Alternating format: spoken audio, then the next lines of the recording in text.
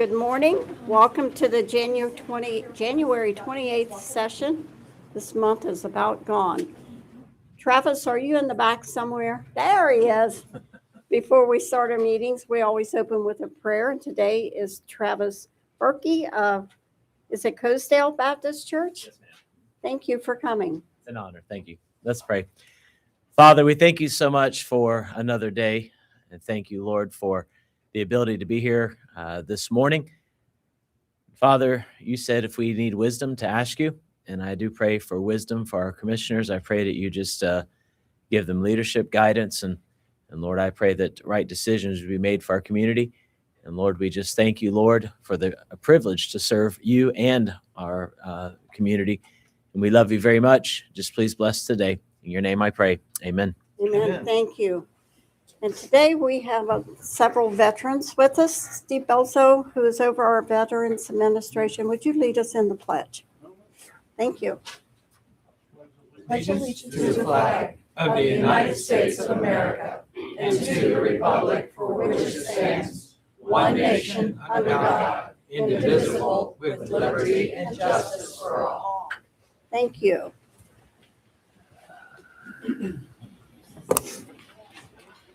First on the agenda is the approval of the regular session minutes of January 21st, 26th. Do I have a motion to approve? So moved. I'll make second.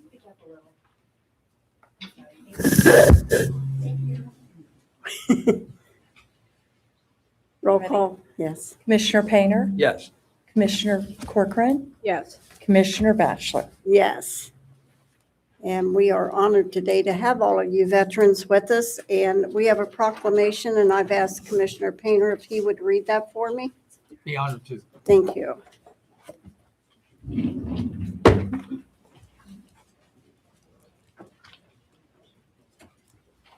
So accepting this proclamation today is local chapter of DAV. John, are you here? You are, absolutely. And Steve Lazo. So come on up. So I'd like to bring up the American Legion as You bet. well. Come on up. Come on up, Kenny.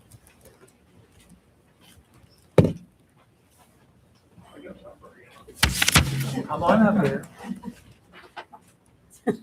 Proclamation for 4 Chaplains Day, February 3rd. Whereas on February 3rd, 1943, the United States Army transport Dorchester was struck by an enemy torpedo while crossing the icy North Atlantic during World War II, resulted in the rapid sinking of the vessel and the loss of hundreds of American service members. Whereas among those aboard were four U.S. Army chaplains, Lieutenant George L. Fox, Lieutenant Alexander D. Goody, Lieutenant John P. Washington, and Lieutenant Clark P. Poling, representing the Catholic, Jewish, and Protestant faiths, who responded with calm courage, unwavering devotion as chaos unfolded around them. Whereas these 4 chaplains provided comfort to the wounded, guided soldiers to safety, and selfishly gave up their own life jackets when supplies ran out, choosing to remain on the sinking ship so that others might live. Whereas survivors reported seeing the 4 chaplains standing arm in arm praying together as the Dorchester slipped beneath the waves, an enduring symbol of unity, sacrifice, and the interfaith brotherhood. And whereas their heroism has been recognized by Congress, which established February 3rd as a day dedicated to the memory of the 4 chaplains, honoring their extraordinary example of faith, courage, and selfless service. And whereas the legacy of the 4 chaplains continues to inspire Americans of all backgrounds to uphold the values of compassion, cooperation, and service to others. Now, therefore, let it be proclaimed that the Board of County Commissioners do hereby declare February 3rd, 2026 as 4 Chaplains Day, and it's signed by Bonnie Batchelor, the president, David Painter, the vice president, and Claire Corcoran, members of the Clermont County Commissioners. Steve, on behalf of the Clermont County Commissioners, I'd like you to accept this proclamation for 4 Chaplains Day here at Clermont County. Thank you, sir. And the podium is yours, and Oh. you'd like to make a few remarks. Always. Never refuse a podium. Good morning, everyone. Good morning. Thank you, commissioners, for signing this. As we consider that some of this history is not well known about the USS Dorchester. Beginning of World War II, the Dorchester was a civilian ship lining company, or a ship, that was converted to a troop carrier, not designed to carry troops, equipment. It was then torpedoed in the middle of the night. When we think of the division going around the country these days, here are 4 chaplains that, somewhat in their religious right, have a reason to be somewhat divided. One was a Jewish rabbi, one was a Methodist preacher, one was Dutch Reformed, and one was a Catholic priest. To have a division religiously, instead, gathering together 200 plus survivors only from that ship, yet offering their life vests to others and putting aside their differences. So thank you for this opportunity, commissioners, to speak on this important event that's often forgotten, of the history behind it, and really the unity of mankind to come together and find a resolution. Unfortunately, these gentlemen passed, but I bet there are 4 individuals that are very glad they got their life vest. So on this day, as we perform government, let's look behind our differences. Let's find common ground, and let's move better forward on behalf of the majority of Clermont County. Thank you.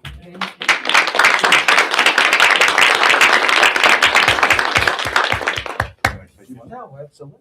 Absolutely. We do a program every year in February to honor these 4 chaplains. This year, it'll be at Cranston Memorial Church in New Richmond. It'll be at 2 o'clock on February 1st. We explained about what the 4 chaplains did. I couldn't do it any better than what Steve just did, but I get to take a whole hour to explain it. And everyone is invited. This is just a situation where veterans are honoring other veterans. Thank you very much. Want to take a picture? Yes. Come on, Kenny. We'll put you in a paper. You got it. Yeah.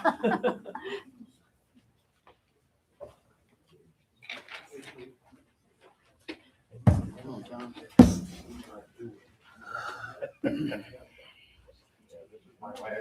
This is my last year being in charge of it. Here you go.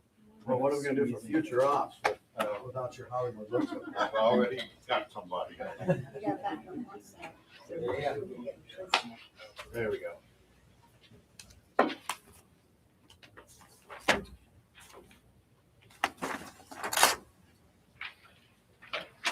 Stay there.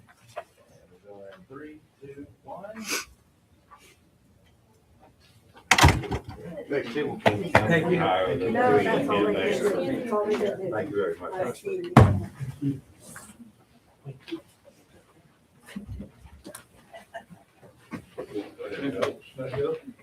There's some seats here in the front.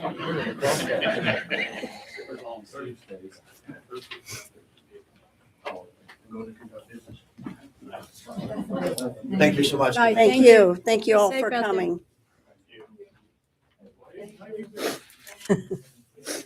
Moving on to item D, we have a presentation today. Ralph Linne, are you going to do this? Also would like for Annie from Garmann Miller to come up, and Emily from Office of Budget and Management. I'm Ralph Linne, Assistant County Administrator. I want to bring you up to speed as to where we stand in Phase 2 Filager, the proposed county engineer and facilities management facility. Basically, I want to let you know how we got to where we're at. Originally, in December of 2021, professional service agreement was signed with Garmann Miller for 3 facilities. One is the operational facilities for the county engineer and fleet management, which was completed last year and is presently being used by our fleet management, as well as the county engineer for their field operations. And the next thing was the design The county engineer and facilities management joint facility be jointly used, and that's what we're going to be talking about this morning. And the third one is phase 3 is a new dispatch facility for a Clermont transportation connection. As stated, phase 1 was completed. There was amendments signed in 2024 for Garmann Miller to proceed with phase 2 and phase 3 design. Right now, where we're at within the county, we have completed our environmental site assessment, and that information has been provided to Garmann Miller. Any needed changes has been incorporated into design drawings. Also, we identified that there was an underground oil separator tank that had to be removed. There was some soil around it that was contaminated that has been removed. The hole in the ground has been filled and everything is correct in that area. Also, at this point in the project, Garmann Miller has completed the estimate for construction costs for phase 2, which is $11.5 million at this point in time. Design documents was completed and provided to the county 2 weeks ago, along with the design specifications and the project manual. The legal notice to bid has been prepared but has not been issued yet because it has to come in front of the Board of County Commissioners to go forward. The other thing is Emily has worked and determined how we're going to fund this. She'll be talking about that in the next slide.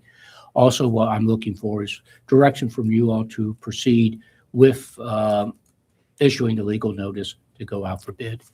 Where we're at right now is we're in the process this week. Garmann Miller is going to be submitting the application to the zoning permit with the Village of Batavia. We've already have submitted the design documents to the county building department for review to see if there's any modifications or any corrections that needs to be made. Next week, I plan on having the documents submitted to the prosecutor's office for legal review. Once we receive the zoning permit and building permit, we will come forward to the board in order to do a legal notice to proceed. We may come earlier if we can in order to get out to bid. And if anything needs to be changed, we can do that. The review then of the bids when they're received, which would be approximately 4 to 6 weeks after the legal notice is issued. And then we will come forward with you all with a recommendation for the award of the contract to proceed with construction. Morning, board. Morning. Morning. Morning. So I'm here to discuss just some of the options we have to fund this project if the board chooses to move forward with it. So right now, there's really 3 options. We can fund this using the capital fund. During the budget process, we did appropriate to move $14.5 million from our general fund into the capital fund. So once that happens, there will be money sitting in our capital fund for this project. However, it won't deplete our capital fund, but it will take it down. And so eventually we'll have to look moving forward at what we will do. So instead of taking the money, we could always issue bonds, take on debt, or a combination of the two. The money is there right now. Once we review capital further and additional larger projects, we will have to make some decisions on the funding. Thank you. If you have any questions about that, feel free to reach out. We have met with our bond counsel just to talk about it and the options that we do have in case you do decide to go that route. Okay. Thank you. Thank you, Emily. At this point, is there any questions? I got Mandy here to questions with the design or where we stand with the status or anything? Where you're going to put up some pictures of what the project looks like.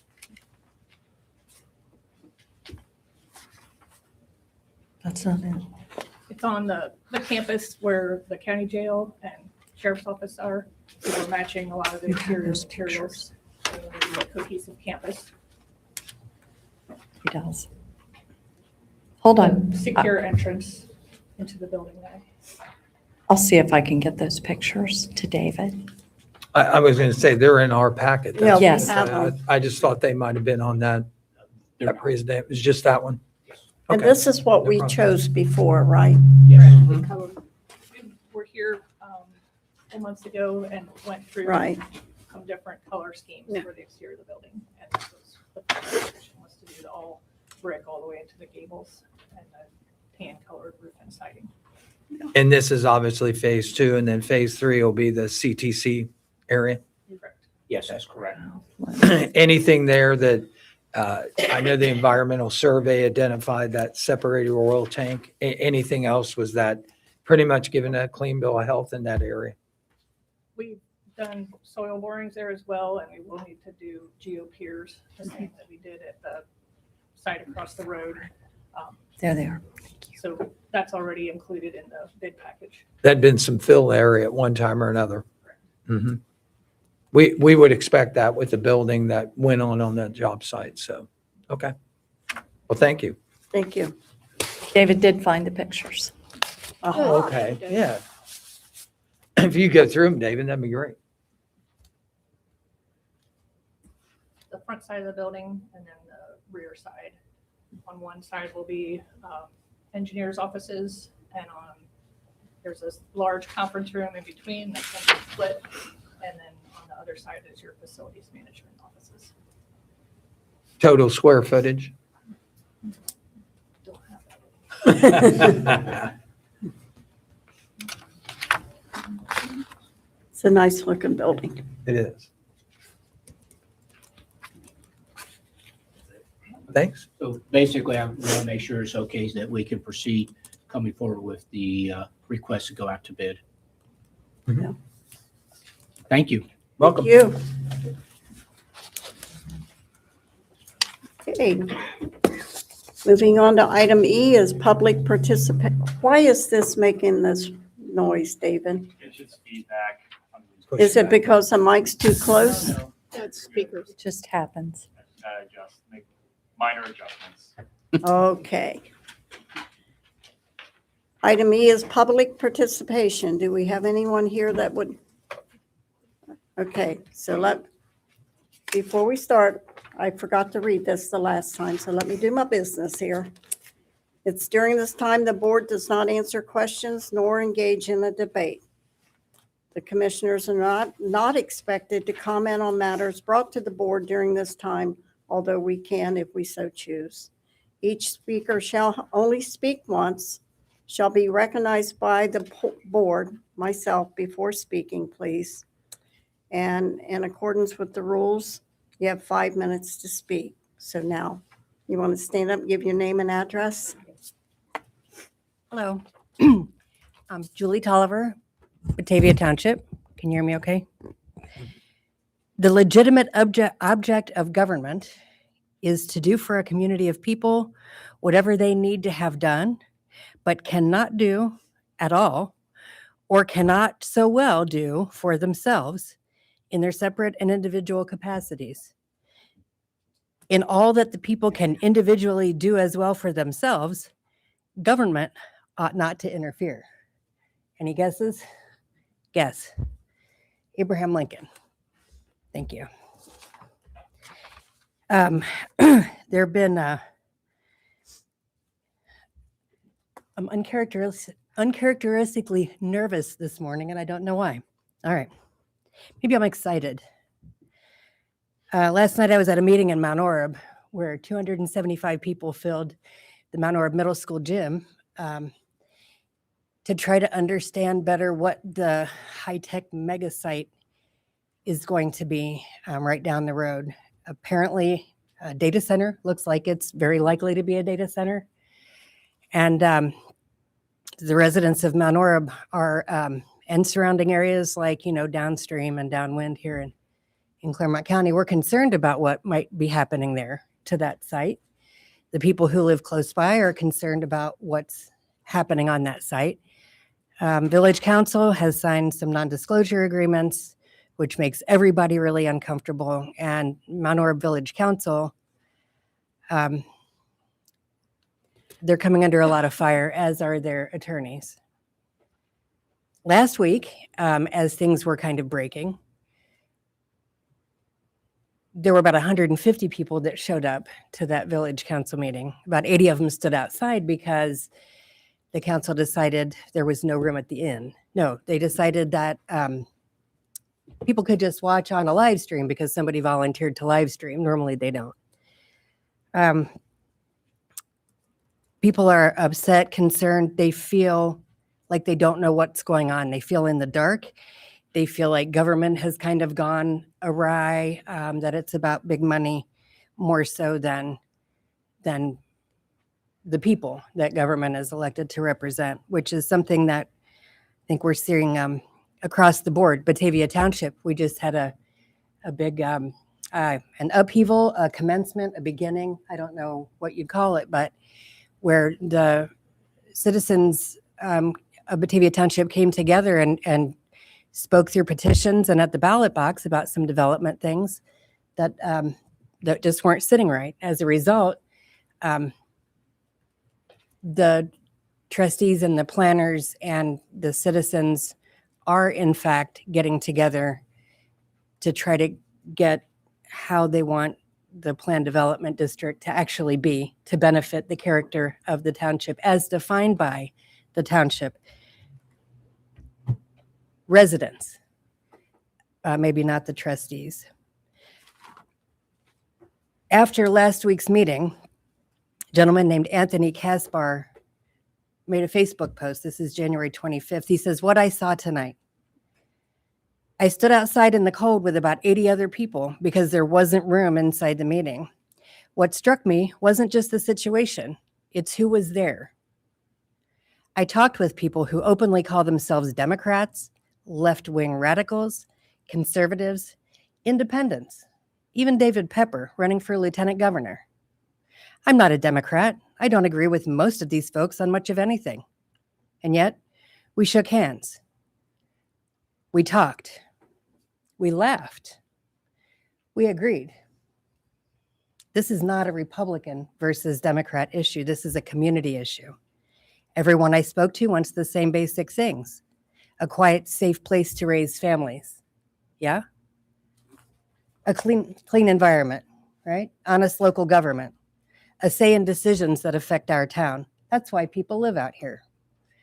What's happening now, the secrecy, the NDAs, the limited access, telling residents to stand outside in freezing weather, cuts across ideology. It doesn't matter who you voted for. This isn't how government should operate.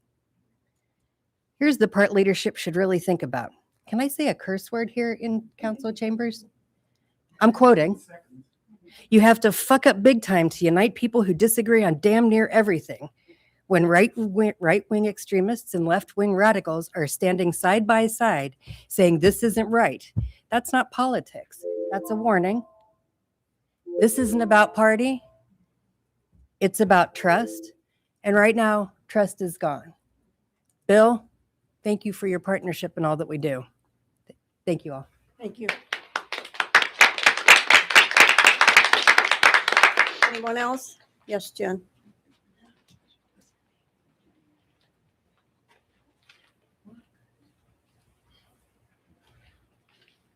My name is Jen Mazzucchelli. I live in Union Township. I have spent since not this past Thursday, Friday, but the Friday prior, a good part of the last 2 weeks at the One Way Church, where they've opened up their doors as a warming shelter for the people in this county. And they have exceeded what their normal capacity is. Thank you. And I've watched the church come together. I've watched people of the community from different churches come together to make donations so that everybody can have food and clothes to wear and whatever. And I've met the people there at the shelter and who have a variety of stories of how they ended up to come to be there. Some's disabilities, people of all ages, including 2 months old. So it's supposed to come to an end on the 2nd. And if this cold snap doesn't end, where are the people of the county supposed to stay when it's cold? The county needs a shelter. The county needs a shelter. And that should be, in my opinion, a priority. The county needs a shelter. And what's beautiful about this church and the people there is that they don't judge. they live their faith. I consider myself to be a spiritual person, but not religious. But they're like, Jesus wanted us to take care of each other as if they were our own family. And so that's what we try to do. And they do not judge. And there's a part where they get people who can help people get resources. And I talked to this woman who was coming in to help people find resources they would need for when they left. And she said, we can't help with housing because the waiting lists are a year long. So where are people of limited means supposed to live in this county? Where? I lived in Butler County. There's virtually no affordable housing there. I don't know about Warren County. I think it's about the same. And there's virtually no affordable, like for people of limited means of fixed income, the elderly, the disabled, people with children who've had I talked to some person, she said that she ended up losing her trailer because the lot rental fees just kept going up and up and up, and she couldn't afford it anymore. And she got tossed from the trailer that she owned outright and lost all of her things. So they live in their cars. I mean, it's 4 degrees outside and it is cold. And I'm sure that there are more than 50 people in this county that struggle to find a place to live, or that are living in their cars and living on gas cars so that they could run their car constantly and not freeze to death. Nobody should have to live like that, regardless of the circumstances that brought them there. And we need to do better as a county. And, some of the people who are actually staff members of the church had said if they would have known that the actual shelter was not going to be reopened, if it had come before the community, they know people would have come together to purchase it. So there would be a shelter in this county because they feel so strongly about it. They weren't able to be here because of previous conflicts. So, I think that we need to do a better job of reaching out to the residents of the county to find out what they want. If they would rather prioritize a lease to one office in the former shelter or an actual homeless shelter. So, I mean, I think if I keep talking on this, it'll just be redundant, but it's freaking cold out there. And I understand, well, I guess I'm not done. I understand from personal experiences how easy it can be to have nowhere to stay. And I have a master's degree in education. So it's not about education. I spent my entire life in middle class. So it's not about what class you grew up in. But if we don't find a way to help people who have had some type of setback get back on their feet, then we're starting to get an entrenched caste system in this county. And that's not good for the economy. Exactly. Thank you, Jen. Anyone else want to speak? Yes, sir.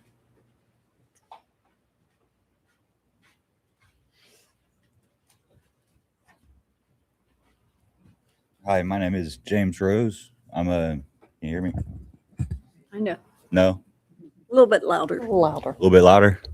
All right. My name is James Rose. I'm a resident of Union Township, and I'm a resident of currently the shelter that she's talking about, One Way Church. And I lived here for 6-7 years, paid my taxes, everything.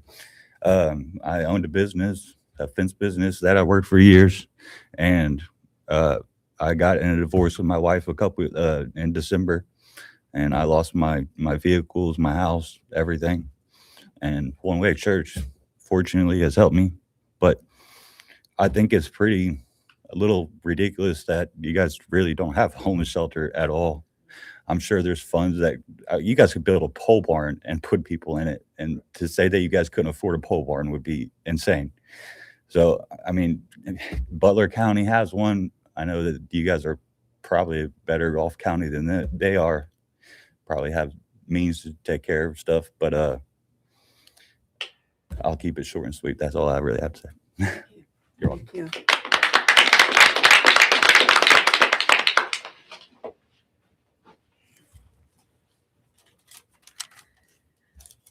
As a volunteer at the, Your name and address. I'm Sue Yucks. I'm a Clermont County resident.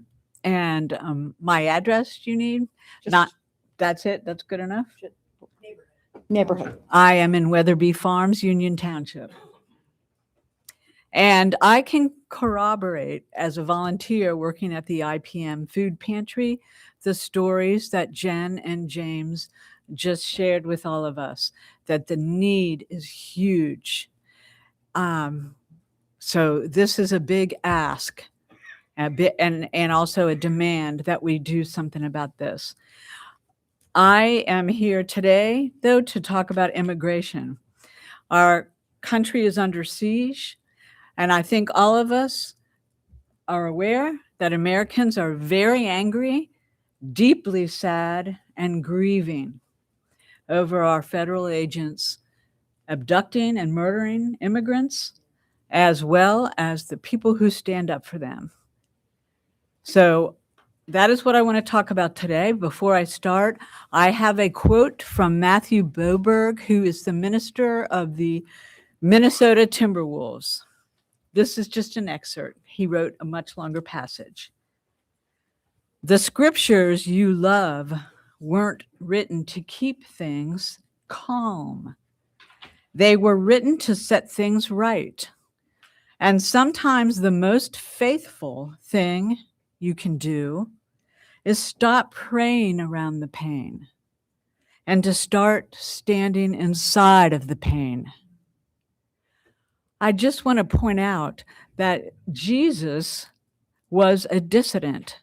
Jesus was a protester. And Jesus stood up for injustice, which is why he was crucified.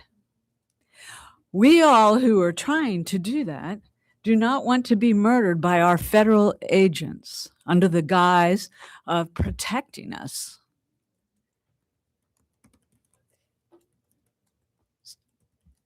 Our president and his administration have uncorked chaos in our communities, all of our communities, and we do not want to be next. We would like to know that the board has a plan for what to do when ICE does infiltrate our community. And I'm here to talk about the 287G contract. Our administration has spread lies about immigrants as a scapegoat, as a way to get division, spread fear that they are committing crimes, that they are taking American jobs. And according to the American Immigrant Council, immigrants there's a robust body of research that shows that immigrants commit far less crimes than US-born citizens, and that they are not taking jobs. There's a very complex reason for jobs going overseas, etc., that may be happening. And even if it is happening, it's not happening that they're taking our jobs. So this is actually a time-worn, playbook out of authoritative governments to scapegoat a group of people so that they can declare martial law and grab power. So our ask today is we would like to know what the reasoning, what the board's reasoning was for approving the 287G contract. We would not know because it was done behind closed doors. You were elected by Clermont County residents. This is our community together. This is all of our community. We want to be part of significant decisions that impact our community. So my ask today, our ask, is that you make those reasons transparent. And also, we would like to have an answer. We would like to have your responses by the next meeting. I know that that is not typically part of the process here to respond, but we would like them by the next meeting. Our goal, I'm going to say it straightforwardly, is to have that agreement canceled. Thank you.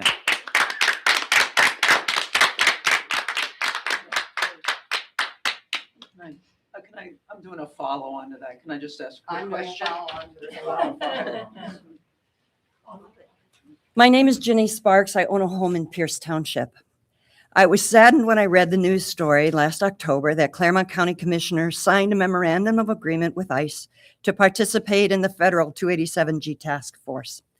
This memorandum allows, quote, specially trained deputies to arrest and transport individuals on ICE warrants, unquote. In light of how poorly trained recently hired full-time ICE agents are, I would be curious to know just what this special training consists of at the county level. I would also be curious to know if said warrants that they possess are judicial or administrative. I've also read that ICE pays $125 per day for each detainee in county jails, etc. At this point, I'm willing to give you the benefit of the doubt and assume that this was a financially motivated move on your part. You're responsible for our tax dollars, and this may have seemed like a way to make a little extra and stretch those tax dollars. We all know what it is to live on a budget and can certainly understand that. But today, we know that in 2025, 32 detainees died in ICE custody. 6 more have died in custody so far this year, a record pace. Many more have been injured, abused, held without a hearing, and even kept from meeting with their lawyers, kept from medical attention. In light of the horrendous manner in which ICE is currently conducting itself, snatching legal asylum seekers from courthouses when they show up for required hearings, warrantless searches, arresting U.S. citizens who are brown or black or simply speak with accents, abusing observers exercising their rights under the Constitution, the abuse inflicted on detainees, and the outright murder of 2 citizens of Minnesota. The time has come for you to end this agreement and disentangle our sheriff's department from the task force memorandum. Thank you for your time. Thanks, Bob. I appreciate it. I'm Debbie Davidson, and I'm also a resident of Batavia Township. And my question is, was that contract entered into illegally? Because the sheriff announced it before I heard of any action by the Clermont County Commissioners, and the sheriff is not authorized to enter into agreements without your approval. So if it was the case that it was entered into, I want it to be sent to the Attorney General, just like Butler County's. The same thing happened there. If you're in agreement, I request that that be done. Thank you.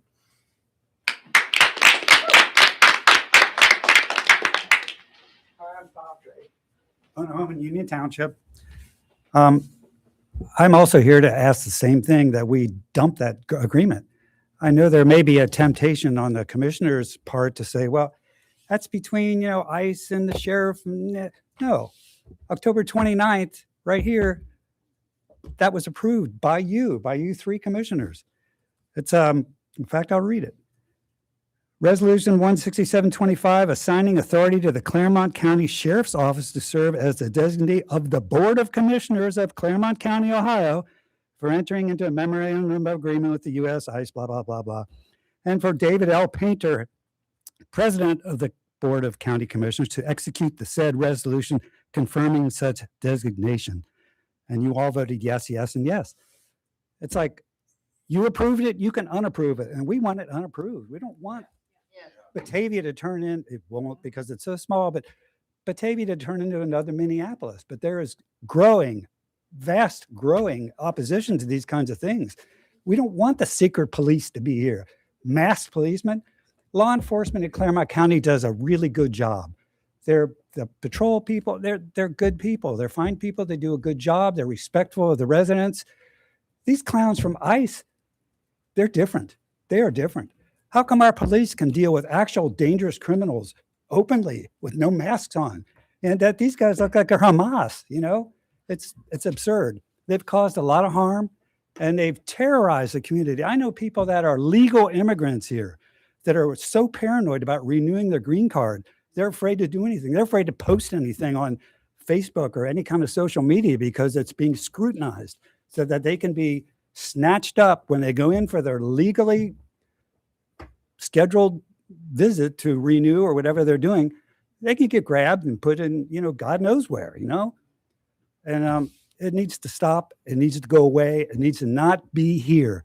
It's not like we have this county that's overrun with crime, especially not from immigrants. Like Sue said, even the state of Texas, which is the only state of Texas that actually documents crime statistics by immigration status, shows that immigrants, including undocumented immigrants, commit crimes at a far lower rate. I mean, it's common sense. They don't want to get kicked out. They're careful about what they do. They're good people. I know a lot of these families. I see some of them. I also am a IPM volunteer. We see people come through there. That, just to touch on that other subject about shelter, we see people come at IPM that are living in their cars, that are on foot.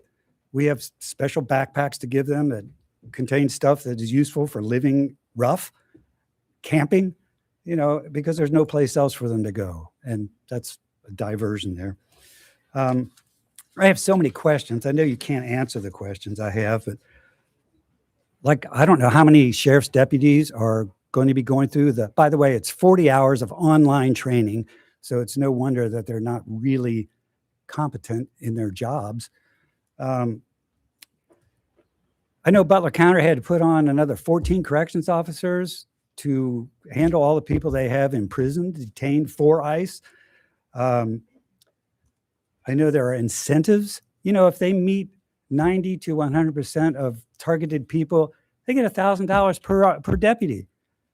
If they only make it 80 to 89% of the targets, they still get $750 per deputy. I don't know how many people that Clermont County is sending, not sending, they don't have to go anywhere. They just sit in front of a computer, but to be trained. I also wonder, like, does somebody backfill those hours that they're not policing when they are trained? How much time do they spend doing regular crime prevention stuff that really is handled pretty well in our county? Does it take away from that because they're busy looking for the guy who put roofs on my, the guy who put a roof on my neighbor's house, or the woman that I know who does house cleaning? You know, it's like, if this is meant to be a profit-making scheme for the sheriff's office, because I know Butler County has a surplus, it's shameful. It's just shameful. We want it to go away. You have the power to make it go away because you approved it. Unapprove it.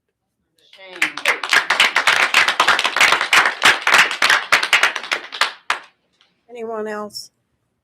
Do you have anything to speak of other than what we've already heard? Yes, ma'am. My name's Tracy Jo Small. I'm a Union Township resident. We've heard a lot of things here today, some powerful things. Pastor stood here today and prayed for wisdom.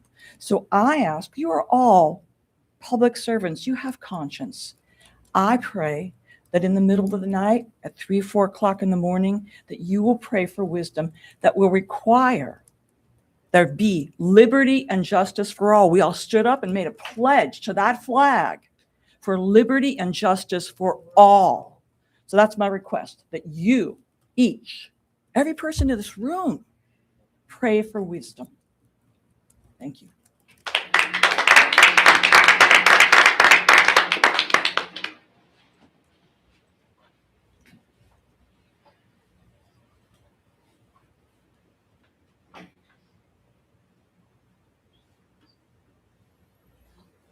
My name is Jane Kammer Habig.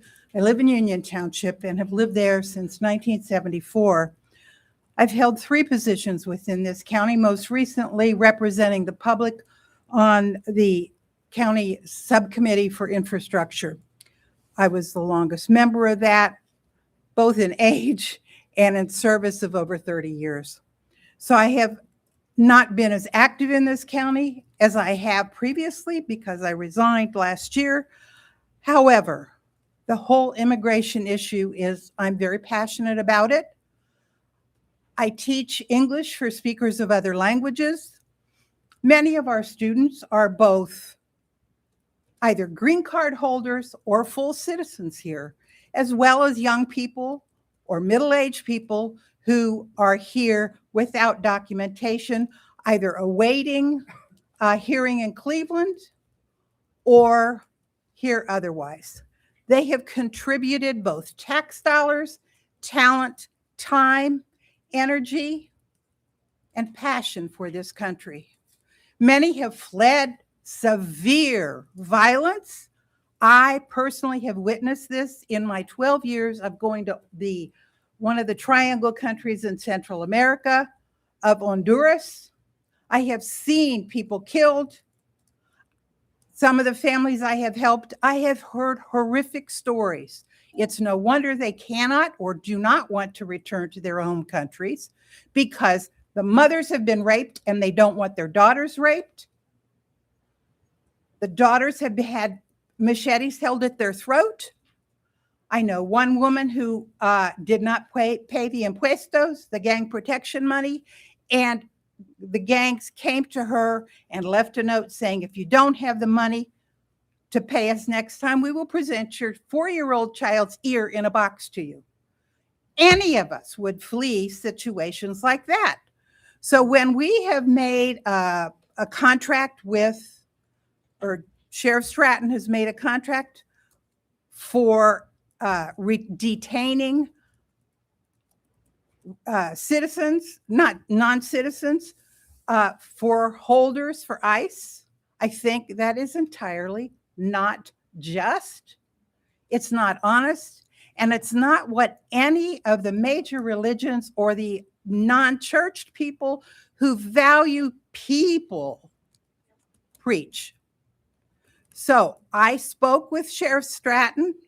I participated in a demonstration on July 4th, this past July 4th, and subsequently I talked to Sheriff Stratton and he was very kind, very professional, and he listened.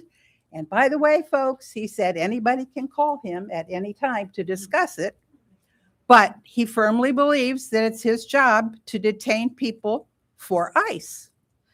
Let us stop this madness. Let us not have any more Minnesota issues or Chicago issues or Los Angeles or all the crazy places ICE is picking people up after having minimum training and being paid $50,000 as a sign-on bonus. That's insane. Look how much training our own officers, whether it's Union Township Police, a village police person, or a Clermont County deputy, have to go through. And they are trained to deal with people face to face. They are trained to accept, if I as a citizen say, officer, may I please have your name, your badge number? They have to give it. ICE just walks away, has their face covered. There's no way to identify them. I beg you to use whatever influence you have with the sheriff's office, with his budget, which I don't think you have a lot of control over, and stop the madness and return our community to a welcoming community who does not judge you by your race, your color, your accent, your foreign language, and imprison people without just cause. Thank you.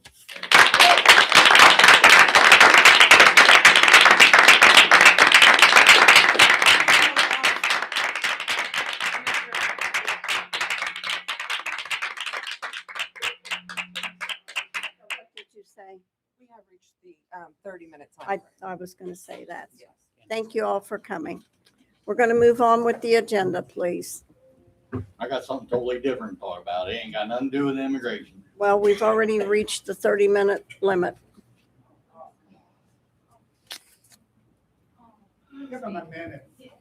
What do you think? Go ahead. If it's short and sweet. Short and sweet. Short and sweet. I don't care about the immigration. I voted the other way around. I'm the odd man out. But Mount Orb did with the non-disclosure agreement. I hope you guys don't do. I mean, you're public officials.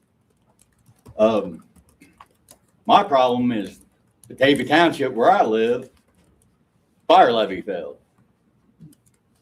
Their go around now is to rerun it back in May, and they're going to cut the village off. That they say that's going to give them the TIF money back you all took for 32 project up there. There's 5 projects going with 10 years worth of TIFs already and 10 more coming. I've heard trustees say, you guys, not you guys, but county commissioners promised when them TIFs started, they were going to fund that fire department. It didn't happen. All that money went up to Eastgate. It's not going to that fire department. I've heard the village officials in their own minutes, when they approved Streamside, one of the first tax abated communities, it was on the premise of funding that fire department and the school. That ain't happening. Now the levy failed. Now they need 20 more votes. They want everybody to think they're going to get that money back. That's over $1 million a year, they keep saying. You guys are talking about your little building you're doing there. That's going to be hurting on your budget. $1 million a year. I'm tired of politicians, non-disclosure agreement or not, telling me one thing and it never coming true. That's total horseshit. The TIF money is going to fund that fire department. Didn't happen. Tax abatement communities are built. Want to give the money to the fire department. Didn't happen. Now they're telling me, you pass this levy, double my taxes. It will double your taxes on that fire levy. We're going to get that money back. I don't buy it. Don't believe it. And I'm still not voting for that levy. But I did vote to deport every last one of them. At this time, we're going to move on to item F, which is the consent agenda. Board, we've had this in time to review. Are there anything that needs to be taken off or corrected? If not, I would entertain a motion to approve. Make the motion. Second. Roll call, Gail. Commissioner Corcoran. Yes. Commissioner Painter. Yes. Commissioner Batchelor. Yes. Next is item G, non-consent agenda. First thing on is item 9. It is the recommendation that the Board of County Commissioners adopt resolution number 014-26 to approve payment to vendors in the total amount of $3,951,356.87 as outlined in the BCC approval invoice report for checks dated January 28, 2026. BCC directed prepaid invoice reports and procurement card transaction report as presented by the county auditor on January 27, 2026, and further authorizing the county auditor to issue warrants pursuant to and in compliance with Section 319.16 of the Ohio Revised Code. Do I have a motion to approve? So moved. Second. Roll call, please. Commissioner Painter. Yes. Commissioner Corcoran. Yes. Commissioner Batchelor. Yes. Item 10, Dottie Meyer, you're over there waiting, ready to go. I am. Dottie Meyer, Department of Job and Family Services. Item number 10 is the recommendation to authorize the execution of subgrant agreement number G 2627170097. That's between the Clermont County Department of Job and Family Services as the administrative entity for the Southwest Ohio Regional Training Center and the Ohio Department of Job and Family Services, that's in Columbus, to further authorize myself as director, Clermont County Department of Job and Family Services, to execute an agreement for the provision of adult protective services funding in an amount not to exceed $162,809.83, effective from the date of execution through March 31st of 2026, in accordance with all the terms and conditions of the subgrant agreement. Just for the commissioners' understanding, this has actually been training that has been unfunded for quite a long time. There's not been adequate training authorized by the state and funded by the state. This is a kind of a gap measure to cover it through March for training for our senior services investigators.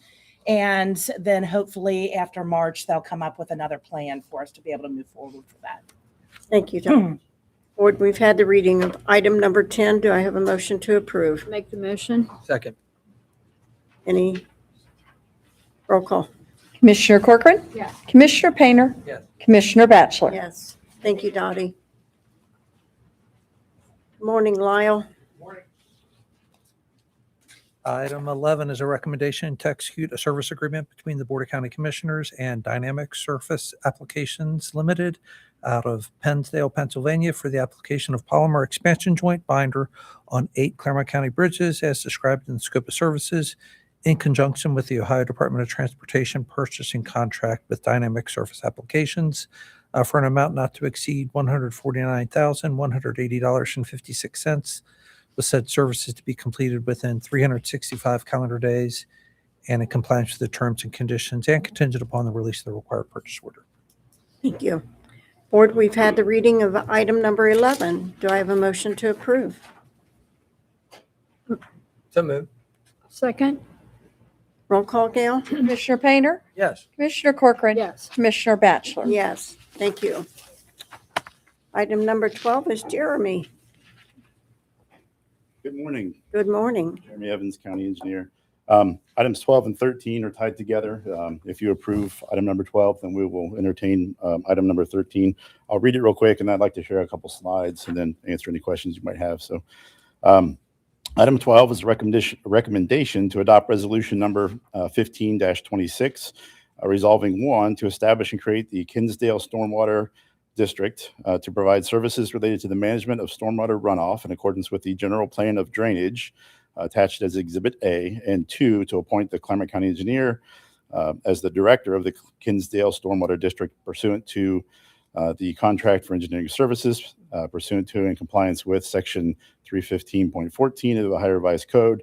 And finally, 3, that the boundary for Kinsdale Stormwater District as defined in those parcels described and attached Exhibit B, with the understanding that the services will only be provided within the identified boundaries pursuant to and compliance with Chapter 6117 of the Ohio Revised Code.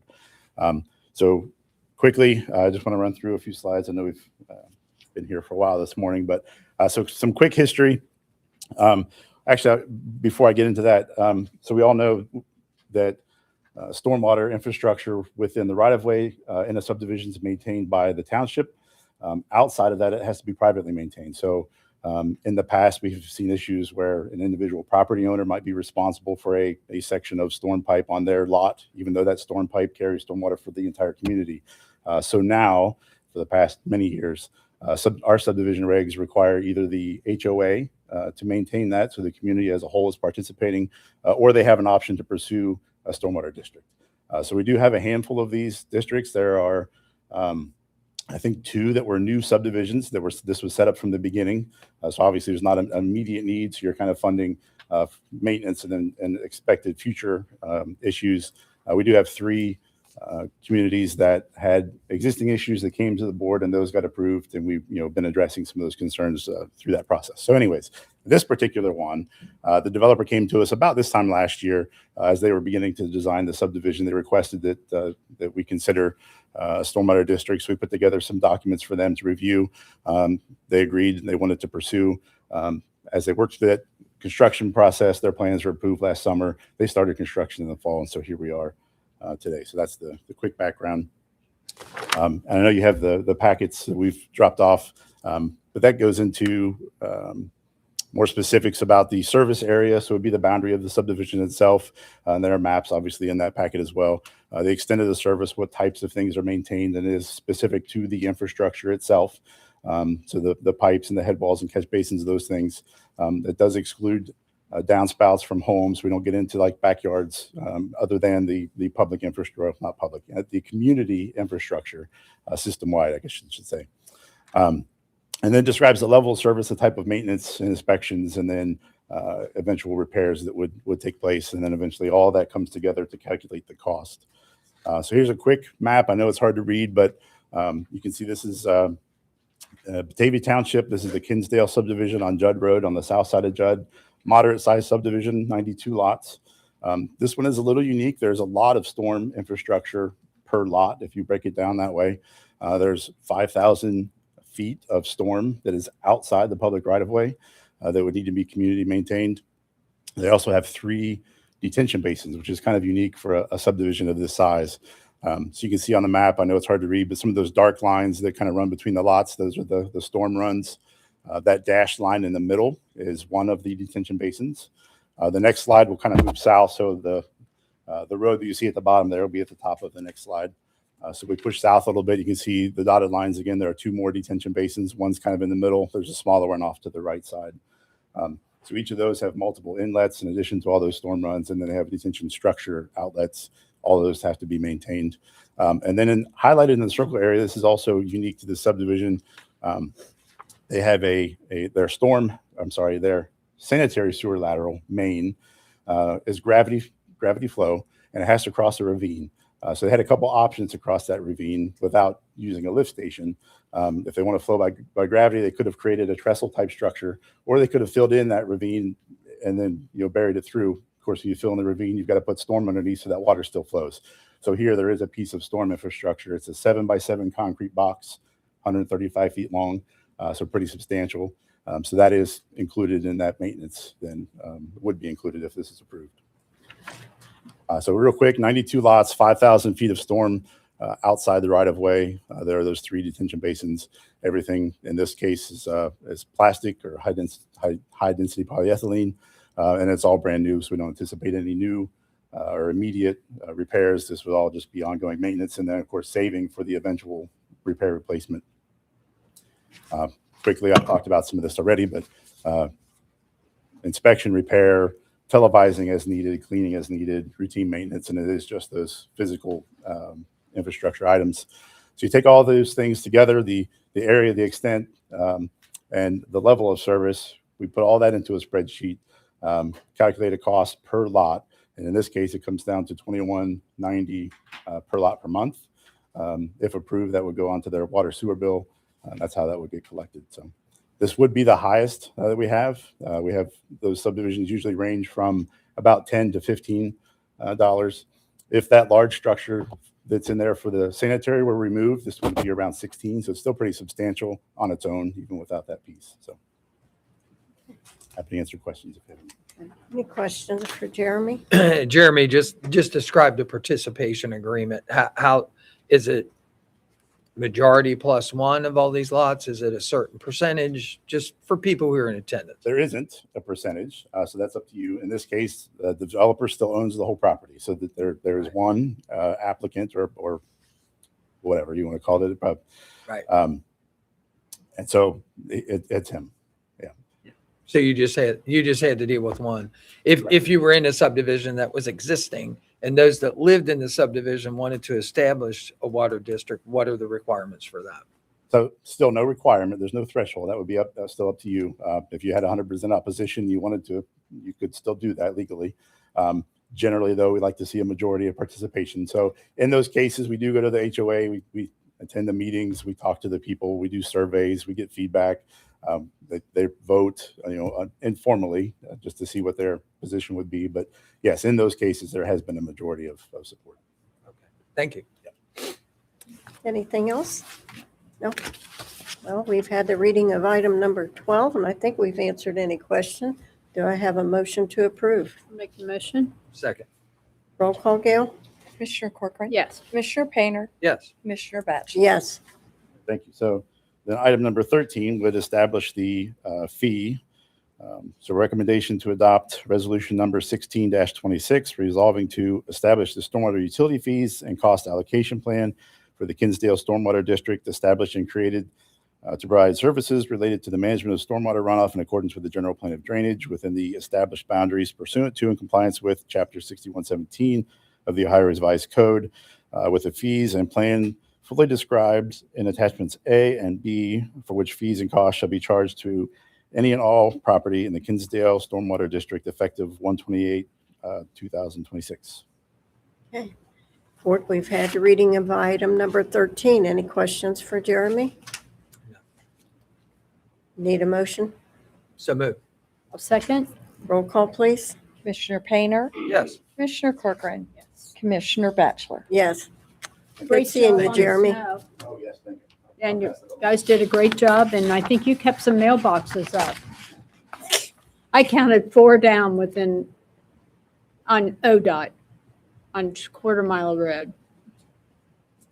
Ryan Same. Spitzer, our board attorney, is here today. And would you like to give, a statement on the roads at Clermont County versus Franklin County?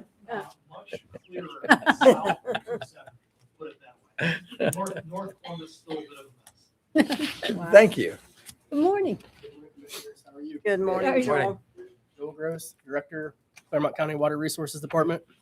I have item 14, which is a recommendation to execute a contract for professional services between the Board of County Commissioners of Clermont County, Ohio, and Choice One Engineering Corporation for engineering design services for the Garrett Drive and Betty Lane area water main replacement project number 6401-60258, located in Miami Township, as outlined in Exhibit A from their proposal dated January 8th, 2026, for a total amount not to exceed $267,800, with said services to be completed within 252 consecutive calendar days upon issuance of a written notice to proceed from the Clermont County Water Resources Department, exclusive of county review time and contingent upon the release of a required purchase order. This is to replace approximately 20,000 feet of 65-year-old water main in two streets, and all new hydrants and appurtenances. Okay.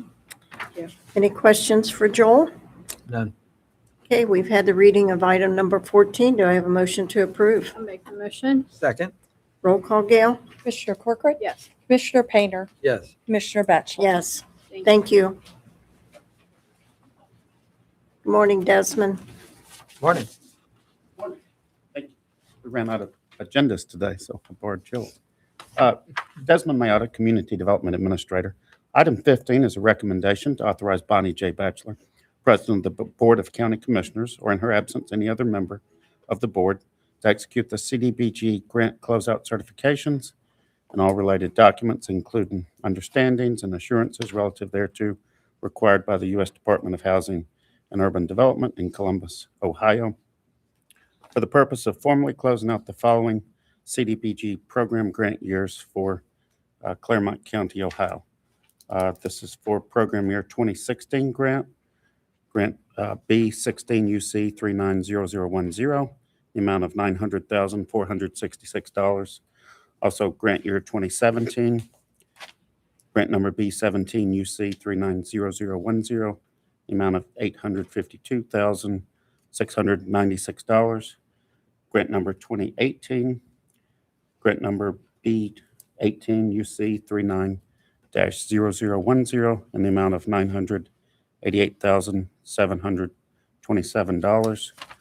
This action be taken pursuant to and in compliance with HUD closeout requirements and the terms and conditions applicable to the reference grant years, and upon confirmation by the Department of Community and Economic Development that all activities, expenditures, and reporting obligations for these grant years have been satisfactorily completed.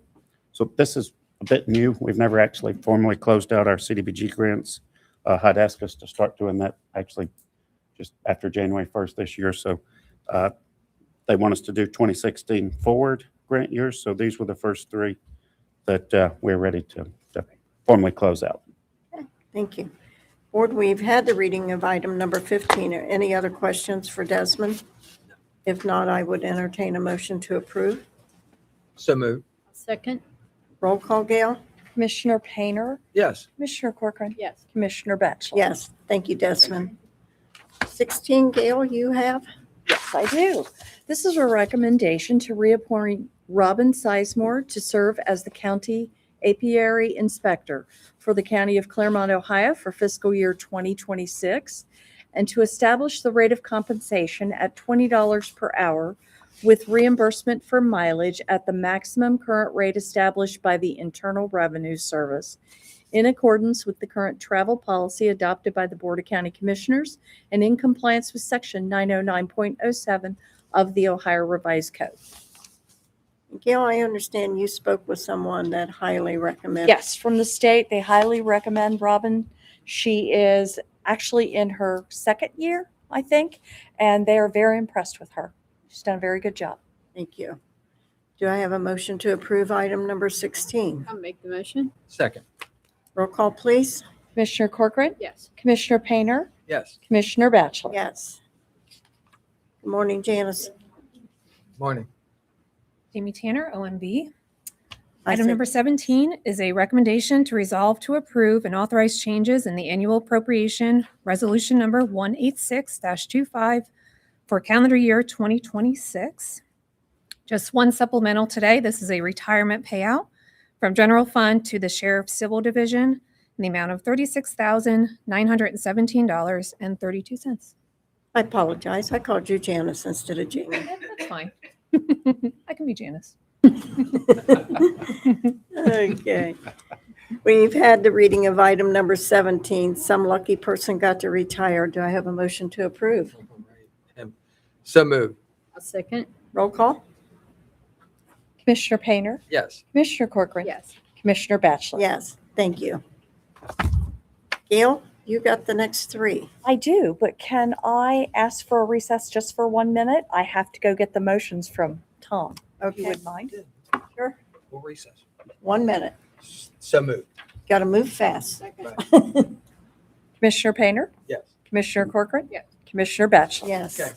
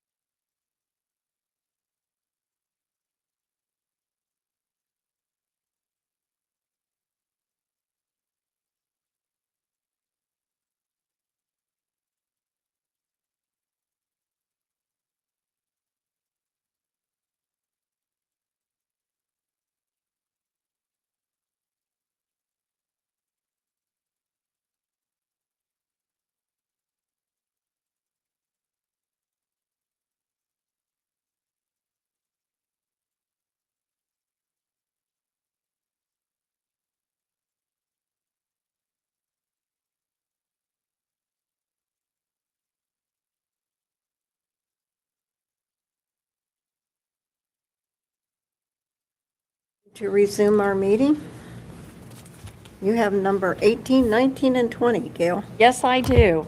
Item number 18 is a recommendation to adopt Resolution 017-026 to proceed with the submission of the question of levying an additional 0.7 mil continuous tax levy in excess of the 10 mil limitation for County Developmental Disabilities Program, which is 75 hundredths mil for each $1 of taxable value, or an effective rate of $26 for each $100,000 of the county auditor's appraised value. The levy shall be placed on the 2026 tax duplicate for the first collection in 2027 and thereafter for a continuing period of time for the operation of community programs and services authorized by county boards of developmental disabilities for the acquisition, construction, renovation, financing, maintenance, and operation of developmental disabilities facilities or for both of such purposes, as it relates to the submission of the question of the tax to the electorate of the entire territory of Clermont County, Ohio, at the primary election to be held on Tuesday, May 5th, 2026, pursuant to and in compliance with sections 5705.222 and 5705.03 of the Ohio Revised Code. Okay. Board, we've had the reading of number 18. Any questions first before we take a roll? Yeah, just for clarification, you did say 0.75 mils, right? Yes. And $26 for each 100,000? Yes. Okay. Okay. Just wanted to make sure on that. And that is a continuing, right? It's a continuous levy. Okay. Which means it's already calculated on the tax bills now, and they have been. No, continuous means it's a new levy. That's correct. Okay. And that will generate, what did you say it was? 5.3? I can tell you exactly Okay. how much. I have it right here. Assuming the taxable value of the subdivisions remain constant throughout the life of the levy, the property tax revenue is calculated to be $5,335,662. Okay. And this is for developmental disabilities. Yes. Okay. Our County Board of Developmental Disabilities. Do we have anybody here to speak for that today? We do. Okay. Dan Aki is Dan? here. Dan is here.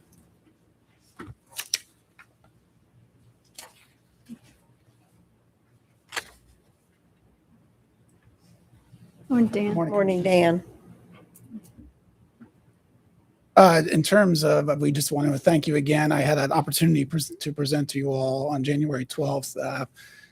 In terms of representing our board and our finance committee of our board has been discussing this matter for the better part of a year as we looked at our financial forecasting, looking at the needs of our recipients, of the people that we serve, and felt it was imperative to bring forth this request to the county commissioners to put this before voters at the primary election in 2026, recognizing that in terms of moving forward as it relates to service needs, carrying forth for 2027 and beyond.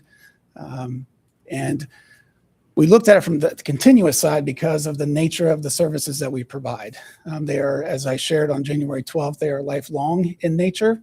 It is a situation that it is not unusual for us to serve someone quite literally from birth to death based on their needs. And so that was the reasoning behind that request. So I can answer any questions that you may have. And prior to that, did you have a continuous levy before, or was it a 5-year levy? We have 3 continuous levies presently, and then we have a 5-year operating levy that was renewed in 2023.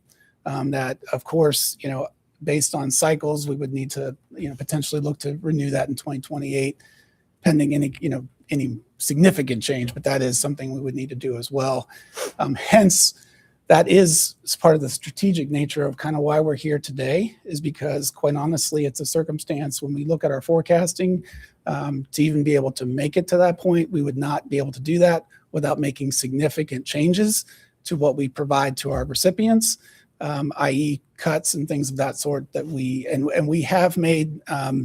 We have worked diligently to work on ways that we can look to privatize different parts of our operations, which we have done over the past 3 to 5 years. But really looking at it now is really to the core of what we're doing. It would start to impact if this wasn't a circumstance that either this moved forward, or in the unfortunate circumstance that this would not pass, it would have to result in some significant changes to the services we provide to a number of our recipients. So, Understood. Only other thing to clarify on levy requests. This is millage outside millage. This is voted on by the citizens of Clermont County. Correct. It comes before the commissioners, and we get to review all the aspects of it and then determine if it's worthy to be put out there for the citizens. But the ultimate decision is the citizens of Clermont County. Absolutely. And that's, and whether I just have to say, whether they've been taxing enough, that's a tough thing. We saw a lot of levies, I think 68% of outside mill levies in the last election were approved. A lot of people didn't realize that, but they were. So, thanks for being forthright and, talking about what it really takes to deal with individuals with developmental disabilities, here in Clermont County. I mean, obviously that's a tough job. It provides families who who have loved ones that are impacted by that, the opportunity to not only advance in their learning ability and their continued usefulness in life, but also gives them, a break that, there's a school like this that they can trust, with their loved ones. So we appreciate all you do. Yeah, and I appreciate that. And I appreciate what you shared. This was something our board really was, really emphasized and discussed and mulled over quite, with a lot of thought and going into this, recognizing, the aspects of, us being good stewards and recognizing the ask in these times. And so it was a circumstance that it wasn't something they took lightly, but it was certainly something that they understood was important, to your point, Commissioner Painter, to the people that we serve, their families. It is situations where somewhat for the grace, it's a circumstance where, it's a situation that what individuals and families often face in their daily lives is very challenging. And, and what we are there to do is to help provide those services, to be able to provide some respite, to be able to provide situations and emergencies that they may face. So it is, we understand the responsibility, both on the side of what we do as providing services, but also as being good stewards of the resources that the citizens of this county are, that provide for us in terms of services we do. So thank you. Dan, I will say, from being at the school, seeing the services that are given over there, takes special people. I admire each and every one that works there. Having a special needs grandchild myself, and the strain and the stress that puts on parents, you're blessed people to be able to do that kind of work. I thank you. And I think it's let the residents of Clermont County see if they want to help these individuals be able to achieve more than what a doctor may have said that they could. I know we have seen that in our family. So I thank you. And I thank the people that work there.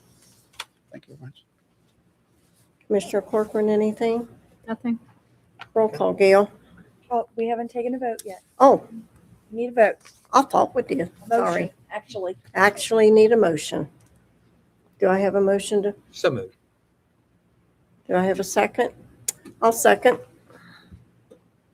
Commissioner Painter, Yes. Commissioner Batchelor. Yes. Commissioner Corcoran. No.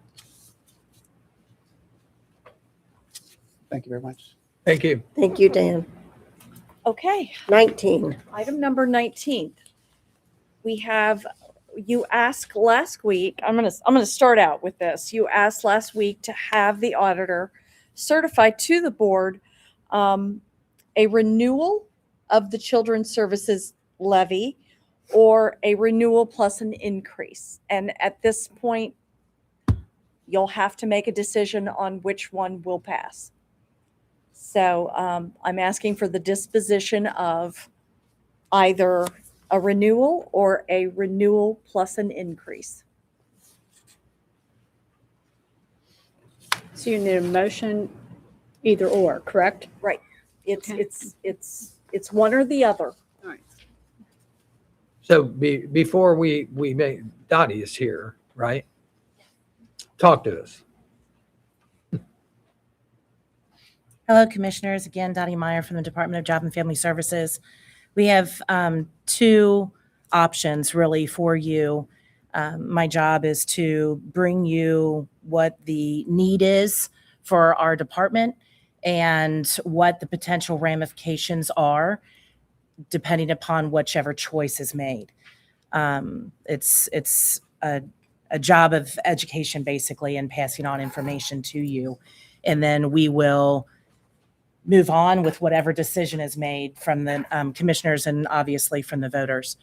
The first option is a straight renewal that will continue the what we have right now is an effective rate of 0.46. That is the same effective rate of the what we had as far as the levy, the current levy that exists. It expires at the end of this year.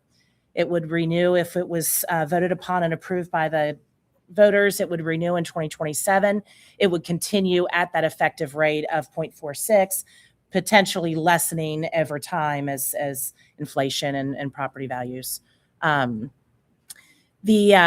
Right now, over the course of the last levy, the increase in placement costs has been over 88% from 20 to 2025, which is the life of the levy. These are not numbers that we can control. These are numbers that are given to us.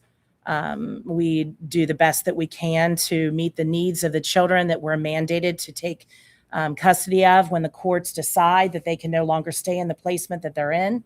And we are mandated to make sure that they're put in the best placement that they can to meet their needs. As we indicated, our placement is around, just for a group home, around $560 to $580 a day for just one child. And our placement, when we did our presentation last year for the commissioners, we had indicated that we had thought that our placement cost this year would be around $5.5 million. It was almost $7 million.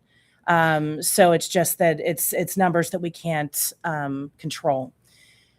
With that being said, the other option that's before the commissioners and that we would like to ask given the new numbers, given the new data, we would ask that the voters be given an opportunity to look at a renewal plus a 0.2 increase. Again, that 0.2 increase would bring in about a 1.4 million additional money for our single levy that we have. That's 30% of our budget for CPS. And it's used strictly for placement costs and placement related costs for children. And though even that amount, that 1.4 million, we know that that won't meet the deficit that we're going to be facing, it will go a long way with us being able to stretch our dollars as much as we can over the course of the next levy cycle. The need for the increase is so that we do not have to come to, or we're hoping that we would not need to come to the commissioners to be basically with our hands out asking for money from the general fund to cover placement costs mid-cycle. Or the other alternative would be that we would have to come mid-cycle and ask for a complete new levy during that. We're trying to avoid that. We want to be fiscally responsible. We want to be responsible to the taxpayers. But that's really where we are. That's why we have a choice. Obviously, as I said last time I was here last week, the bird in the hand. Obviously, if we don't have a renewal, we'll be in complete and total dire straits because we won't have the ability to meet the needs that are mandated. We would have to come to the commissioners for all placement costs if we didn't have the levy at all. However, the levy plus the 0.2 increase, if the voters would approve that, understanding the need and the increase in costs that happened just over the last year, that would go a long way with us not having to come and ask for a whole new levy mid-cycle. So any other questions? I'm here to tell you what the situation is. And obviously, we will do the best we can as always and be good stewards in regards to the money that is allowed to us and making sure that every one of the children that are placed in our care are taken care of. So what we have before us here is we have the opportunity to approve to the ballot a renewal levy at 0.80, which is already on there now. Yes. Obviously, the effective rate of that has dwindled a lot. Or 1.0 levy that would be a renewal levy that would include the increase. The 0.2, yes. Mm-hmm. That's correct. So that's what the choices are. Well, I don't want to have to go back to the public in midstream and ask for another levy. So I made the statement last week. I'd rather go with the increase of the 0.02 and not have to go back to them in a short length of time and ask for another levy. But keep in mind, this will go, if this goes to the voters, the voters may look at that and say, so what is your drop back point if the voters say no? The reason that, and we had done this in the presentation last year, what we had indicated to you is that we wanted to go to the voters with all of the information and try to educate them in regards to what the need is.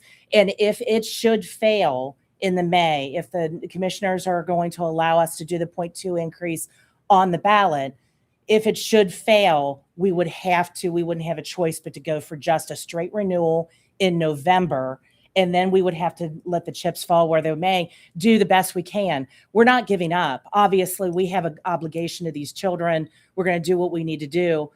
We will try to take care of them, given all the money that we have and what we get from the commissioners. And then we would have to come back in mid-cycle and see what we would need to do. So if that answered.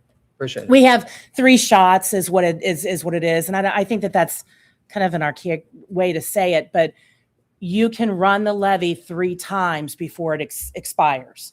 And the reason why we started so early is because we knew that it was going to take education for everybody to understand that, hey, this is not because we're not being good stewards of your money. This is because these are controls that we do not have. And so we knew that it would possibly take a couple times of being able to spread that information and educate the voters. And hopefully they would be able to see why this is so necessary. But our fallback plan, as far as when it comes to the electorate, would be in November. If it doesn't pass as an increase, we would go for just a renewal. Okay. So I'll move for the 1.0 mil levy to go to the ballot. The renewal plus increase? Well, actually, they certified it as just a 1.0. But that's, So that's how the audits do it. But that's how, yeah, yeah, that's. renewal plus an O2. Yeah. Okay, so we have 2. Or can you You have can you please read the motion? I will read the motion, okay? This is a recommendation. Just make sure I'm reading. Recommendation to adopt resolution number 019-26 to proceed with the submission of the question of levying a renewal tax levy with an increase in excess of the 10 mil limitation for children's services and the care and placement of children in the renewal amount, which is 80 hundredths mil for each $1 of taxable value and an increase of 20 hundredths mil for each $1 of taxable value, or an effective rate of $23 per $100,000 of the county auditor's appraised value for a period of 5 years, to be placed on the 2026 tax duplicate for the first collection in 2027 and 4 years thereafter, ending in 2031. For purposes of providing for the necessary requirements for the support of children's services and the care and placement of children in and as it relates to the submission of the question of the tax to the electorate of the entire territory of Clermont County, Ohio, at the primary election to be held on Tuesday, May 5th, 2026, pursuant to Section 5705.24 and in compliance with Section 5705.03B of the Ohio Revised Code. So move. Do I have a second? I will second that. Roll call, please. Commissioner Painter, Yes. Commissioner Batchelor, Yes. Commissioner Corcoran. No. Dottie, good luck. Thank you very Yeah. much, commissioners. Thank you. Number 20. Number 20 is a disposition of a levy for Clermont Senior Services. And I will read it. It is a recommendation to adopt resolution number 020-026 to proceed with the submission of the question of levying a renewal tax levy in excess of the 10 mil limitation for providing or maintaining senior citizens services or facilities as authorized by Section 307.694, 307.85, 505.70, or 505.706, or Division EE of Section 717.01 of the Ohio Revised Code in the renewal amount, which is 1 3/10 mil for each $1 of taxable value, or an effective rate of $26 per $100,000 of the county auditor's appraised value for a period of 5 years, to be placed on the 2026 tax duplicate for collection beginning in 2027 through 2031 for providing or maintaining senior citizen services or facilities as authorized by Section 307.694, 307.85, 505.70, or 505.706, or Division EE of Section 71701 of the Ohio Revised Code, as it relates to the submission of the question of the tax to the electorate of the entire territory of Clermont County, Ohio, at the primary election to be held on Tuesday, May 5th, 2026, in accordance with Sections 5705.19Y and 5705.03B of the Ohio Revised Code. Thank you. You may give us a little update if you want.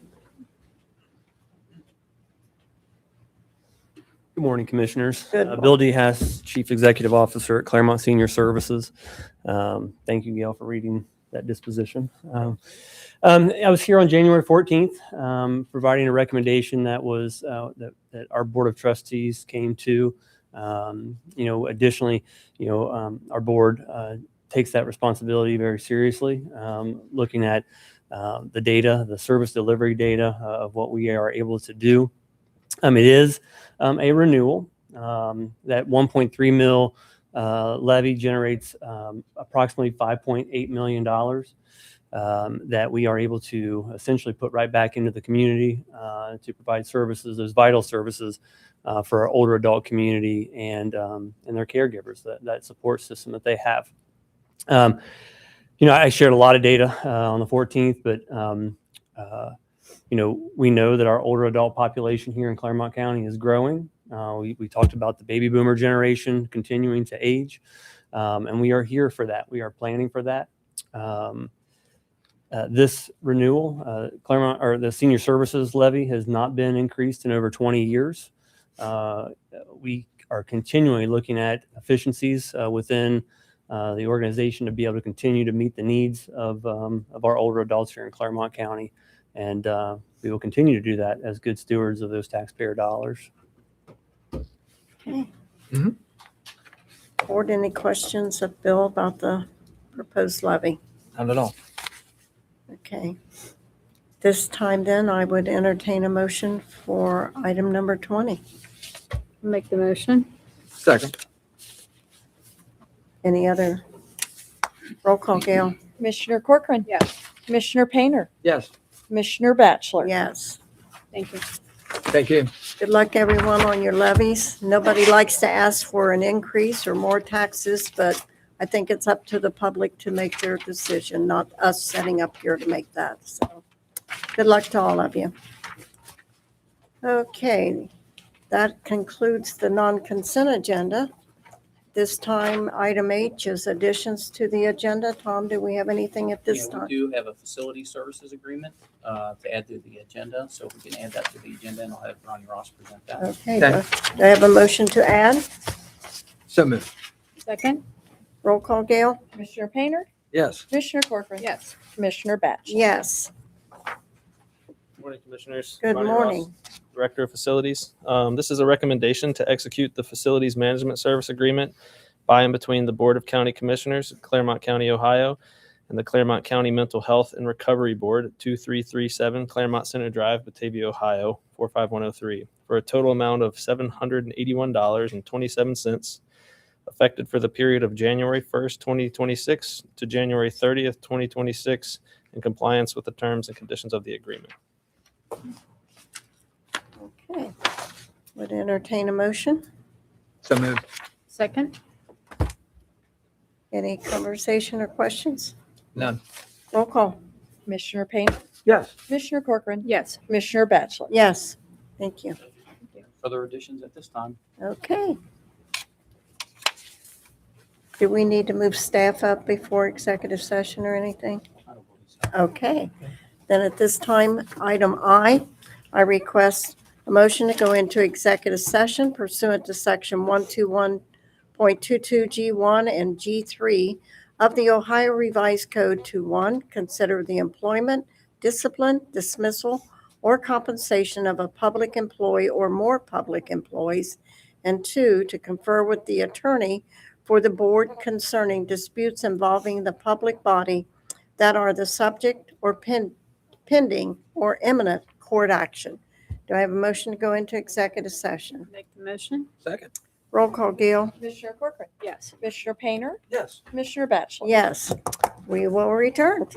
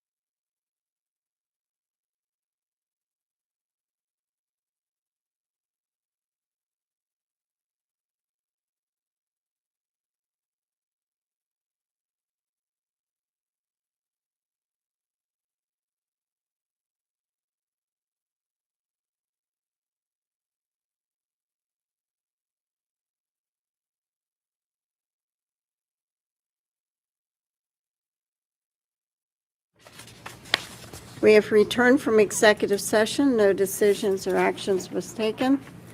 At this time, I will ask, do we have anything to add to the agenda? First, we have a Water Resources Department personnel action to add.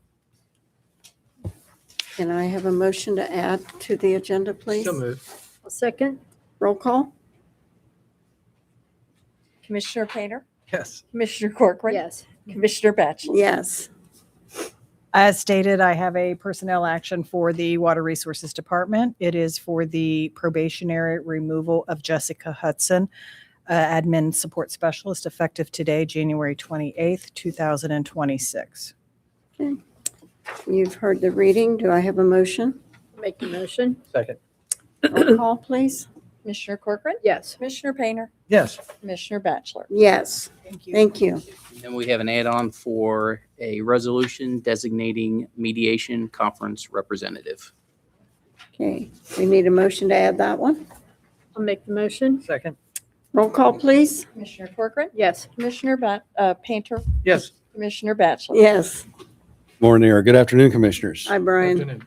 So I have today a recommendation to adopt resolution number 021-26, resolving to designate a county commissioner as the representative of the Board of County Commissioners of Clermont County, Ohio, and the county defendants to attend the mediation conference that is scheduled in United States Court of Appeals for the Sixth Circuit in and as it relates to case number 26-3031, and to authorize that county commissioner as its representative to enter into any settlement agreement on behalf of the county commissioners of Clermont County and the county defendants, where in the United States Court of Appeals for the Sixth Circuit Court of case number 26-3031 is settled, such that the relevant litigation will be concluded. So the first question, I guess, for the commissioners is to name that person, that commissioner who would serve as the representative. I You want would, to make the motion to name, I would make that motion to name Commissioner Painter. I will second. and then to adopt, and Commissioner Batchelor. Yes. Commissioner Corcoran. Yes. Commissioner Painter. Abstain. Thank you. and then adopt that, and then that adopts that resolution. Yes. Do we need a second? No. Okay. All right. Thank you. That is all. Okay. I guess the other thing, Tom, we have to do the change of our meeting too. Yeah. I have Clerk has that. You have that? You got that?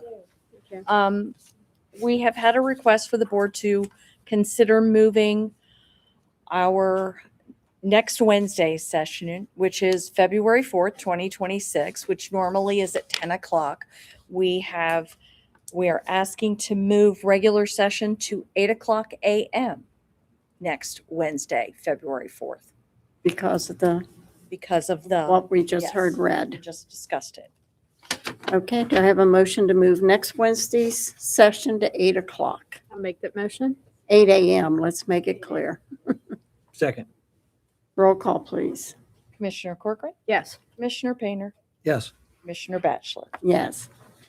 You have that look on your face. That is because of the hearing or the court case that he will have to be in. Okay, thank you. Okay, Nothing further, Commissioner. nothing further? Well, we'll move on to item J, county staff elected official discussion. No one in the back? Okay. Okay. K is member comments. Anything from the commissioners? Comments today? No? I think we discussed a lot of things here today. That was for sure. And I think when we're talking about homeless, people in Clermont County, I think we need to, look into that a little closer and really, come up with a discussion here across the dais as to, what is that homeless population? And I offer this, a lot of people that talk about people who may well be homeless in Clermont County, they really don't talk about the reasons for that, and I would offer you this, that most homeless people that I have volunteered with in Clermont County are not homeless because they were working at a company and they lost their job and they lost their home. Maybe one or two did. I get that, but that's usually not the case. Usually those people who fall in hard times know how to get to the OMJ Center. They know how to look for a job, seek for a job. They know how to ask the current open doors that there are in Clermont County to get in that pathway. The other demographic of people who are homeless in Clermont County are afflicted with mental illness or some type of substance abuse. And so, there are gateways through Clermont County that if that is what's keeping you in that particular demographic, that you can get help, even if it comes down to residential stay. When that's not available, Clermont County, it's Billy Coons at Clermont Services. Yeah, Community Services. She can offer them vouchers, to get them into temporary housing. But keep in mind, temporary housing in a motel or a structure like that is not a great path forward, especially if something is keeping you from being able to get back into the workforce and to get well. So all of those things, come into play. And so, there needs to be a lot of conversation about that and how you do that. We heard this morning here, a great quote from Lincoln, and I always find that ironic because, it's about, the job of county government is to be able to do for people what they cannot do on their own. But yet a lot of requests that come up are for help of things that they can do on their own that they want the government to fund. And that has a cost to it too. So, I just think, there needs to be a lot of conversation and discussion about that. So that's. Let me just add to that, if I may. Mhm. For many years, so many, I've lost count of how long I was there. I was on the board of directors at Clermont Community Service and worked with Billy Coons. And we've had a lot of talk over the years about the homeless shelter closing.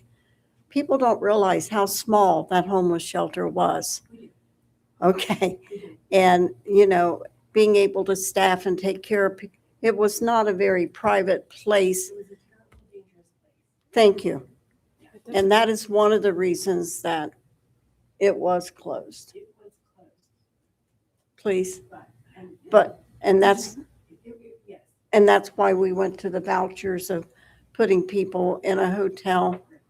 It was safer for them. And so. I suggest, Mr. Mayor, that you might update your understanding of why people become homeless, because in 2026, I don't know when you volunteered, I don't know when, but in 2026, it absolutely is people who have jobs with companies, with families who are becoming homeless.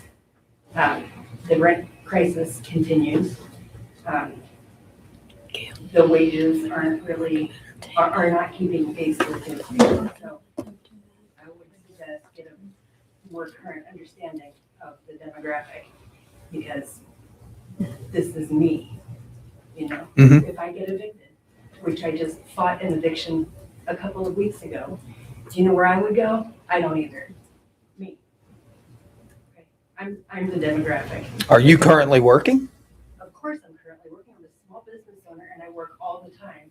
I have temporary custody of my 8-year-old granddaughter, which makes things very difficult. She's in school and Reading. It's a temporary situation. Yeah. It's very difficult. And the fact is that the rent is too high. And you just blamed the victim, didn't you? You just put it back on me. Are you working? You just asked if I was working. Sure. Sure. What a dumb question. That's not a dumb question. You came in here looking for help this morning. We have help. We have an OMJ center. I would have referenced you to it. No question. I'm sure you would have. People are on the streets. They're not, those aren't dumb questions, period. You asked me if I have a job, that's insulting. You know I have a job. You know I'm a small business owner. I don't know that, Julie. I don't have a clue. I don't check on your employment. I listen to everything you say. You've never absorbed that fact about me. How many times have we spoken? I never have. I'm insulted. Then be insulted. Of course, I am insulted, and that's fine with you. Okay, it is. It is. I know it is. Anything else? No, that's it. Commissioner Corcoran? I think it's fine. Okay. Nobody have any comments on the great number of people that were here to discuss the ICE contract? We can talk about it a second. You're talking about a 287G contract, is that correct? Yes, sir. And you are aware that the only contract that we have is for training our people, right? Yeah. Okay. And that our people are trained in accordance with 287G, but we don't run a 287G jail facility. You're aware of that. It's under Sheriff Stratton's purview. Right. He does not run a 287G jail facility. He has a contract with them. He has a contract to train his people. Yes, he does. And he has And a they are con- trained. But he also has a contract to arrest and to house people and hold them for ICE. He has never signed a 280G contract for that purpose. If you look on the list of Mhm. Inmates, if you want to call them inmates, which I don't like that term, but that's the officialdom's term. There are numerous people in that jail now that are on an ICE hold. Okay. And do you believe that they're only in that jail for an ICE holder, or have they committed a crime here in Clermont County? Do you know that for a fact? Again, don't be insulting. Again, You get insulted awful easy. I don't get in. I said you are being insulting. No, I'm not being insulting. I'm talking to a citizen that had a question about it, and you weren't even in the question. I am. Yeah, you're making yourself in the question. So that's rude. There were- oh, I'm She asked a legitimate question. Go ahead. inserting myself through to you. Okay. I just don't understand. If I have spoken with Stratton, Sheriff Stratton, who I said again, the conversation was very congenial. We talked for at least half an hour. He told me that I could tell anybody to call him if they had an issue, That's correct. which is a lot more than I can say for some elected officials. Not pointing to anybody in particular here, okay? None taken. I'm just saying that he had a congenial conversation, but he said he felt compelled to, if ICE presented him with somebody that they thought was worthy of being incarcerated without a hearing, which is in our Constitution, that you have the right to be held with a hearing, then he was going to make money. I mean, he didn't say this, but I know that he's making money. It's ludicrous. We have already had arrests that I know of in Amelia, which is part of this county. Perhaps there have been others, but I do know that there was one, I think it was last week, that was in Amelia. I know, I teach English for speakers of other languages, which includes cultural issues. Some of my students, in fact, my main student that I've had the longest, speaks 5 other languages, and he's a citizen. But he looks different, and he's afraid. That's the problem. There, Lynn, lies the problem. We have lost more than half. At one point, we were teaching like 24 different adults, while the children were either in the nursery or the teenagers were in a classroom with the teacher doing their homework. We are down to 7 students. Why? Because whether they're citizens, green card holders, or without documentation, they are petrified to go out on the street because of ICE. And I would like for our county not to have a part in that. Okay. Your point's well taken. I'd like to know what the county's part of it is. You said the 287G, that's for training. There's not a 280G, so maybe make a public statement to explain to the general public exactly what it is, what your plans are. If they're training, are they training for the heck of it, or are they training because something's to be prepared for something in the future? Right, so. Who's training? You said that the 287G was for training. That's correct. Training for what? They're trained for if ICE has to come into this county, that they ensure that your rights aren't violated. And that we put our Clermont County sheriffs with any ICE agents that would come in here because we believe, just like you do, that your rights should be protected. isn't it interesting when you start having conversations and when we start getting information from the commissioners, how it might change perspective of the public? Because Clermont County sheriffs aren't allowed to insert themselves into that situation unless they are properly trained in accordance with their requirements. So that's exactly why he does it. Okay, so you're saying that the training is so that when ICE does come, and there's Mhm. nothing you can do to keep them out, is there anything Right. that you will do to keep them out? If they're gonna come and they're gonna manhandle citizens like they're doing all over the. Listen, you're making references to things in Clermont County that have not happened. That's right. Right. And things that have not happened are like a bad winter snowstorm. When you make reference to things that haven't happened, it's called planning. And they've planned well. But if you're asking me, am I going to, from this dais, vote on eliminating the 287G agreement so that they can be trained? I am not. So that's my vote. So I think the citizens would like to understand what the training is and what the purpose is and what the purpose of all this is. You would put a lot of minds at rest. Right. If you were to publish some kind of information rather than leaving us in the dark and guesswork. Mhm. I guess Facebook is the way that the commissioners choose to communicate. So maybe make a Facebook post explaining all about it. And then maybe people would be able to say, oh, well, this is why. Because right now there is no why. There is no intention. We don't know why. We don't know what y'all are up to. We don't know what they're up to.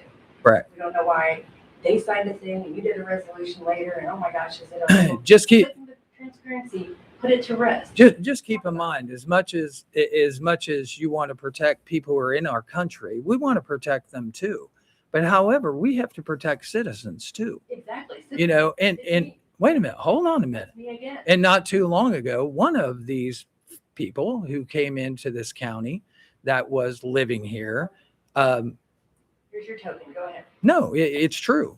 I mean, Gotta do it. yeah, they brought harm on minor children. Go ahead. Yes. And they did not know that that person was illegal in this country. And so they served a warrant on him for the crime that he committed here in Clermont County. And then when they ran his background, they found out that he was not legal in this country. But how many other individuals have been dragged into a paddy wagon just because they're suspected of being a non-legal citizen? Yeah, our Clermont County sheriffs do not do that. But They ICE don't- is not they don't here in this profile area. people. But this Well, is they are not, here. ICE does. Huh? ICE agents Listen. profile. And we're gonna let. But we don't do that here. No, we're That's gonna not let- But how are you gonna, the whole point is, in deference to you, Commissioner, is how many people of upstanding citizens or people here with documentation or people not with documentation who have lived in this county for 30 years, paid taxes, which help pay you and help pay for the schools and all that other things, and have contributed to this community culturally, with good employment, with raising good children. Many of them have raised children who are now citizens, who were born here, and ICE does not respect that and arrest people on the street just because of how they speak, how they look, or what they presume to be non-citizens. Right. But again, in all due respect, you're making generalizations that don't happen. here. I mean, I'm not talking to you, Julie. I'm talking to this young lady. Hold on a minute. You insert yourself in every conversation, you know, and you don't need to. I'm talking to her. Okay, we're done. Go on. We're going to have to move on because We will. I have another meeting I have to get to. I would just like the respect of the 3 board members to either meet with some of us individually, since you can't meet with us as a board and discuss the issue in length, but to have some education on the facts of how many people have been arrested nationwide first, statewide second, and now they're being arrested here in this county with or without consideration that Commissioner Painter contends happens. has not happened, it did not happen in Minnesota. Look at how many people have been stopped in I'm sorry. Minnesota. We have to move on. I have another meeting I have to get to, okay? Okay, Um, I'd be glad to meet with anybody if any of you want to call me. Gail knows how to. find me. okay, we're gonna move on now. I need a motion to adjourn. So, Do I have a second? Roll call, please. Commissioner Payne. yes. Commissioner Corcoran. Yes. Commissioner Bowers. Yes, thank you.